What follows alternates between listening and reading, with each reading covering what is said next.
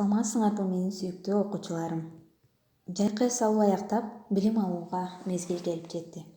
Жайкы эс алууну жакшы өткөрүп, чоң энергия топтоп алдыңар деген ойдомун. Бул энергияны жалаң билим алууга жумшайсыңар деген үмүттөмүн.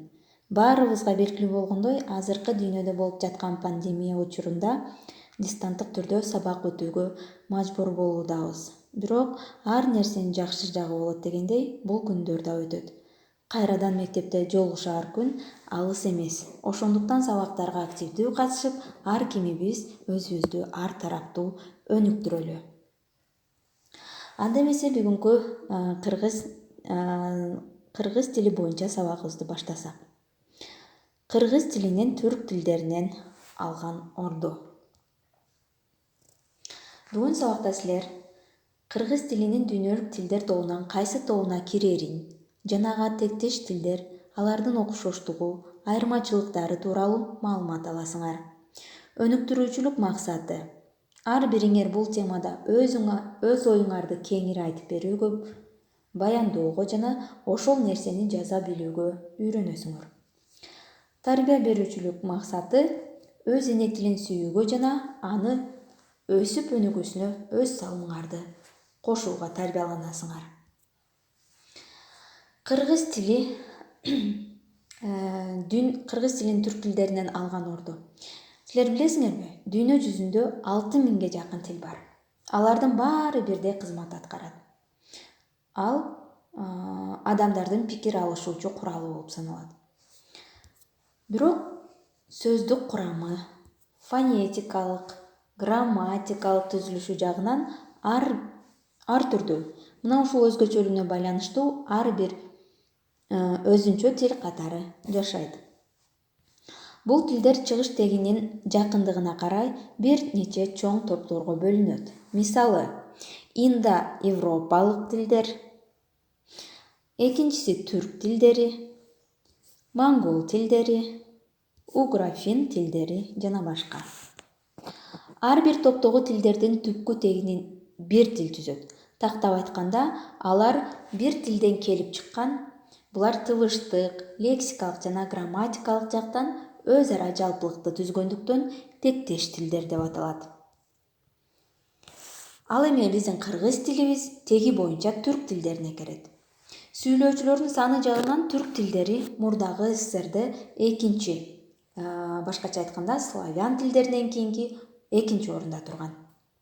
Түрк тилдерине кыргыз, алтай, өзбек, уйгур, казак, татар, хакас, башкыр, каракалпак өңдүү көптөгөн тилдер кирет.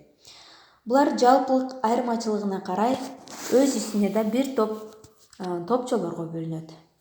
Мисалы айталы, кыргыз тили түрк тилдеринин чыгыш хун тармагына кирип кетет.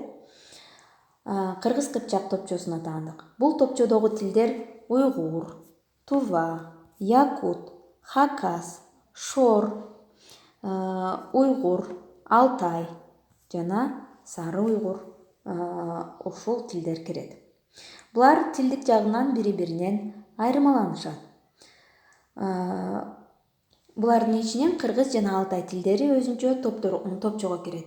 Тиги тилдерге караганда булар өз ара көбүрөөк жалпылыкка ээ.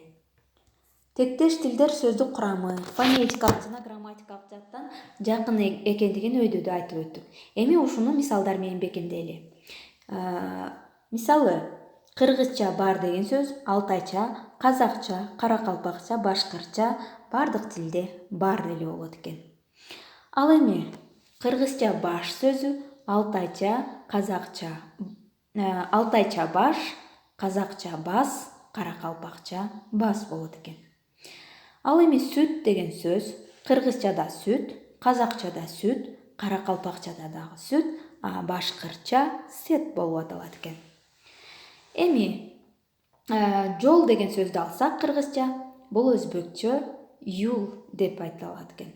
Ал эми каракалпакча болсо жол деп аталат. Түрк тилдери тыбыштык грамматикалык жактан кандай жалпылыкка, айырмачылыкка ээ экендиги жер деген сөздү жөндөө аркылуу көрсөтөлү. Мисалы, кыргызчада Жер деген жер, жердин, жерге, жерди, жерде, жерден.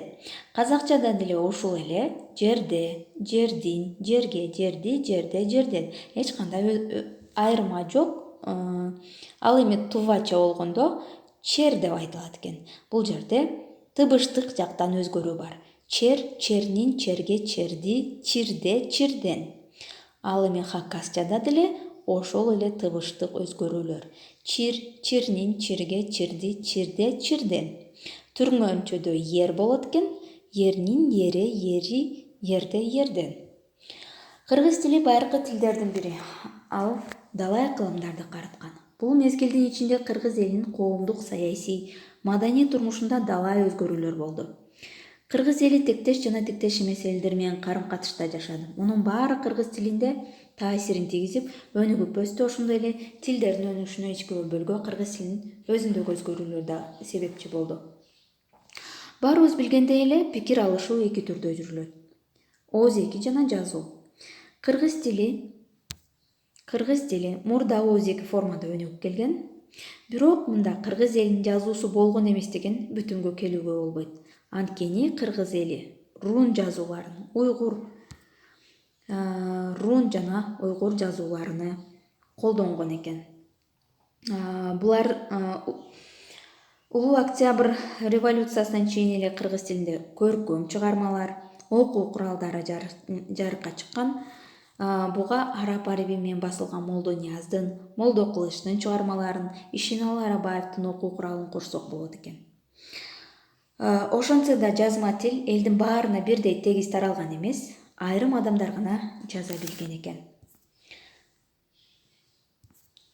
Улуу Октябрь социалисттик революциясы кыргыз тилинин өнүгүшүнө зороо бөлгү түздү. Кыргыз эли улуттук жаңы жазууга ээ болуп, кыргыз тилинде гезит журналдар, окуу куралдары, көркөм чыгармалар жарык көрө баштады. Муну менен катар кыргыз тилинин колдонулуу чөйрөсүндө да кеңиди. Ал коомдук турмушубузда иштиктүү жана илимий стилдерди да пайдаланыла баштады. Кыргыз тили кыргыздардын эне тили, түрк тилдеринин кыргыз кыпчак тобуна кирет. Кыргыз тили 1924-27 жылдары латын алфавитинин негизинде, 1927-41 жылдары латын алфавитинин негизинде жазууда болгон. 1935 жылы кыргыз тилинин алфавитин кириллицага өткөрүү боюнча талкуу жүрүп, 41 жылдан тартып кириллица жазуу системасы колдонулууда. Кыргыз тили Кыргыз Республикасынын мамлекеттик тили, түрк тилдеринин курамына кирет. Кыргыз Республикасынын түптүү калкынын Кытайдагы, Өзбекстан, Тажикстан, Казакстан, Афганистан, Туркия, Орусияда жашап жаткан кыргыздардын эне тили. Болжол менен дүйнөдө 5 миллиондон ашык адам сүйлөйт экен. Бүгүнкү сабагыбыз ушуну менен аяктады. Көңүл бурганыңар үчүн чоң рахмат. Суроо жооптор болсо WhatsApp группабыздан кайра бөлүшөсүңөр.